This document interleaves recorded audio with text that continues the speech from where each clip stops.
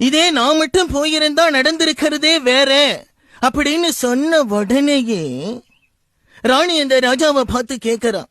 இதேதான் அந்த கரடியும் சொல்லுச்சு. உன் புருஷன் அளவுக்கு நீ இல்ல, போய் அவனை வர சொல்லு அப்படின்னு சொன்னதா சொல்லுறா. கொடூரமான கோபத்தோட வெப்பன்ஸை எடுத்துட்டு வேட்டையாட கிளம்பிடுறான். காட்டுல ராஜா காலை வச்ச உடனேயே கரடி காலுக்கு நடுவுல கரண்ட் பாஸ் ஆகுறது. தனக்கான வாய்ப்பும் ஒன்னா கிடைச்ச சந்தோஷத்துல அப்படி ஒரு பேரானந்தம் அந்த கரடிக்கு. கரடி கண்ணில படாம காட்டுல ஒரு புதருக்குள்ள ராஜா ஒளிஞ்சிக்கிறான்.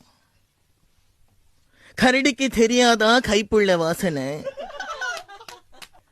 எப்படியோ மோப்பம் பிடிச்சு ராஜா ஒளிஞ்சிருந்த அந்த புதர்கிட்ட வந்து வழக்கம் போல வாழைக்காய காமிச்சிட்டு நிக்கிறது மட்டுமல்ல, ஒரு பாட்டு ஒண்ணு பாடுறது, சிச்சுவேஷன் சாங்.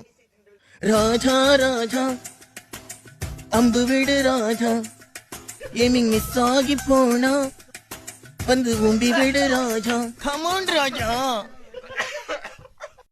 இவ்வளவு திறமைகளையும் தனக்குள்ள ஒளிச்சு வச்சிருக்க இந்த கரடியையா நாம ஒளிச்சு கட்ட போறோம்னு கண் கலங்கிட்டான். இருந்தாலும் வாய் முழுக்க இருந்த அந்த கரடியோட வாழைக்கா வாசம் அவனுக்குள்ள இருந்த வன்முறையை தூண்டி விட்டுருச்சு. வெறித்தனமா அம்போட வெளியே வரான். அந்த காம வெறி பிடிச்ச கரடிய பார்த்து எய்மிங் பண்றான். அம்பு போறது எப்படியும் நம்ம மேல படாதுன்னு அப்படி போடு பாட்டுக்கு கரடி டான்ஸ் ஆடிக்கிட்டு இருக்கு. அதே மாதிரி ஜஸ்ட் மிஸ், ஒரு நூல்ல மிஸ் ஆகி பின்னால இருந்த புலி மேல கூட படாம மறுபடியும் மிஸ் ஆகிடுறது. அப்புறம் என்னாச்சு சுவாமி? அந்த புலி ஆட்டிண்டே வந்து அந்த ராஜா முன்னால வந்து நின்னு, மிஸ் ஆன அம்பே மிஸ் ஆகுதே, நீ என்ன உஷான்னு கேக்குறது. அப்புறம் என்னாச்சு சுவாமி? மண்டே அதுவுமா மண்டி போட்டவன் இன்னும் குண்டி கழுவ கூட போகல. அப்படி என்ன சுவாமி ஆச்சு? இது கூடவா உனக்கு புரியல? கரடிக்கு ஒரு அடி, புலிக்கு 9 அடி.